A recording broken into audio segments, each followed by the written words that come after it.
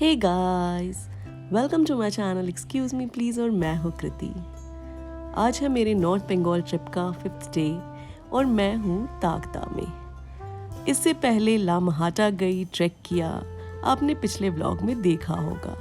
और वहाँ पर गीले होने के बाद मेरे पास और कोई ऑप्शन नहीं था, तो मैंने कई सारे व्यू पॉइंट्स, डेस्टिनेशंस को स्किप करते हुए पहले हमारे तागदा के फॉरेस्ट क्लब, जो वहाँ का गेस्ट हाउस है, उसमें चेक इन करना बेटर समझा। तो जी हाँ, ये वही जगह है जहाँ मैं तागदा में रुकी हूँ।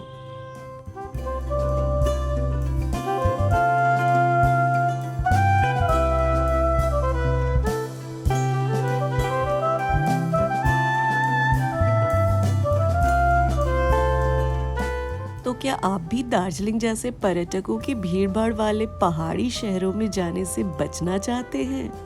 लेकिन क्या आप अभी भी सुंदर पहाड़ों और सुंदर दृश्यों, चाय की बगानों, खिलते हुए ऑर्किड, पहाड़ी ढलानों पर शंकुधारी जंगलों के माध्यम से पैदल चलने वाले रास्तों का आनंद लेना पसंद करते हैं?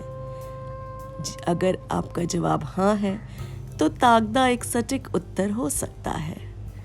बहुत से लोग इस छोटे से गांव, एक खजाने का रहस्य के बारे में नहीं जानते हैं, क्योंकि इसे अभी तक एक पूर्ण पर्यटन स्थल के रूप में विकसित नहीं किया गया है।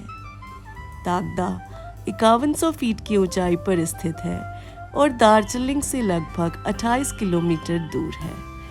फिर भी अलग, शांत और शांतिपूर्ण होने के लिए काफी दूर है।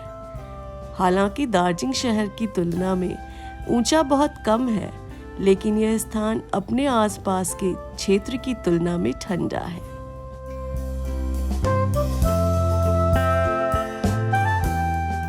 मूल नाम का उच्चारण तुगदा किया गया था, जो एक लेप्चा शब्द है जिसका अर्थ धुंध या कोहरा है। और यह नाम बिल्कुल उपयुक्त है, क्योंकि यह स्थान अक्सर कोहरे से ढका रहता है।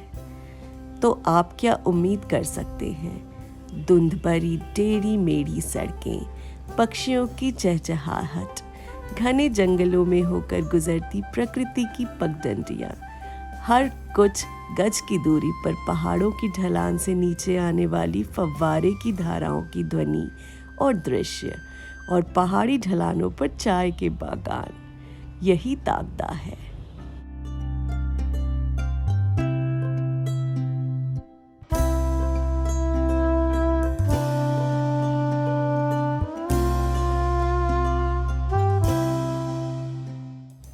तागदा की शुरुआत 1900 के दशक की शुरुआत में ब्रिटिश औपनिवेशिक दिनों के दौरान एक सैन्य छावनी के रूप में हुई थी।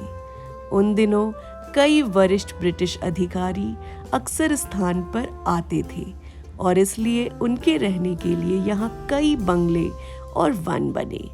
वे घर पारंपरिक ब्रिटिश वास्तुकला में तिरछी छतों के साथ बनाए गए थे। हालांकि भारत की आज़ादी के बाद अंग्रेज यहाँ से चले गए, लेकिन उनके द्वारा बनाए गए घर और कई अन्य प्रतिष्ठान पीछे छूट गए।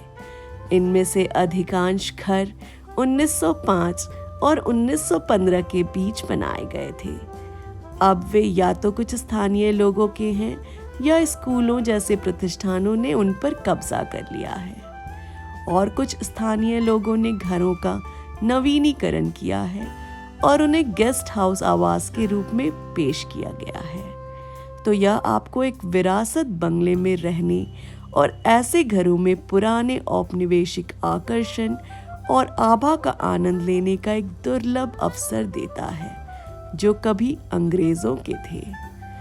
तो मैं भी यहाँ के एक वैसे ही ब्रिटिश बंगले में रुकी हूँ, जिसे फॉरेस्ट डेवलपमेंट कॉरपोरेशन, जी हाँ, हमारा West Bengal forest development corporation चलाता है। मैं रुकी प्रीमियम कमरे में, जिसका रूम रेट था 4000 प्लस टैक्सेस। आपको पूरा कमरा दिखाया मैंने। इसके अलावा यहाँ डीलक्स, VIP कई किस्म के कमरे हैं और उसी हिसाब से इनके रेट्स भी हैं।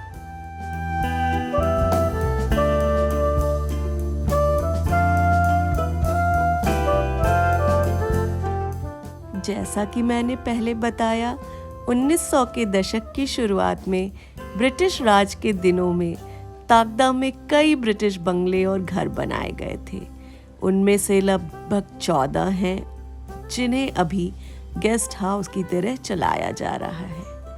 मुझे ऐसे घरों की अद्भुत वास्तुकला, उनके सुंदर बगीचों और उनके चारों ओर की आभा को देखना पसंद आया।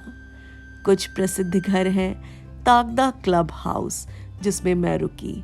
लगभग 1 किलोमीटर दूर लंबे समय तक छोड़ दिया गया था, लेकिन अब एक वन विश्राम गृह है। रानी कोठी अब एक चर्च में परिवर्तित हो गया है। वन अतिथि गृह सोनपुर हाउस, जिसे सोनपुर हाउस के नाम से जाना गया, तागदा पैलेस 1911 में बनाया गया था, और क्लब हाउस जो कि अब खंडहर है, पुराने ब्रिटिश पोस्ट ऑफिस आदि के पास स्थित है। कुछ को green shields academy, Griffith high school आदि जैसे स्कूलों में परिवर्तित कर दिया गया है। अगर आप तागदा आ रहे हैं तो ये याद रखें कि यहाँ ज़्यादा होटल नहीं है, लेकिन सौभाग्य से एक बढ़िया विकल्प मौजूद है। आखिरकार तागदा का इतिहास ब्रिटिश औपनिवेशिक दिनों से मजबूती से जुड़ा हुआ है, और एक हेरिटेज बंगले में रहने से बेहतर कोई विकल्प नहीं हो सकता है, जिसे अमूल ब्रिटिश वास्तुकला, विशाल लॉन और औपनिवेशिक को बरकरार रखते हुए आधुनिक सुविधाओं के साथ एक गेस्ट हाउस में बदल दिया गया है। 2017 में तागदा क्लब को वन विश्राम गृह में बदल दिया गया है। हालांकि विभाग के अधिकारियों और सरकारी नौकरशाहों को प्राथमिकता मिलती है। यह राज्य वन विभाग का है। यहाँ 5 कमरे हैं, उनमें से 3 बहुत बड़े और विशाल स्वीट्स हैं, और सभी कमरों में बाथरूम संलग्न है। सभी कमरे अच्छी तरह से सुसज्जित हैं। बंगले के डाइनिंग और ड्राइंग रूम में एक अग्नि स्थान है।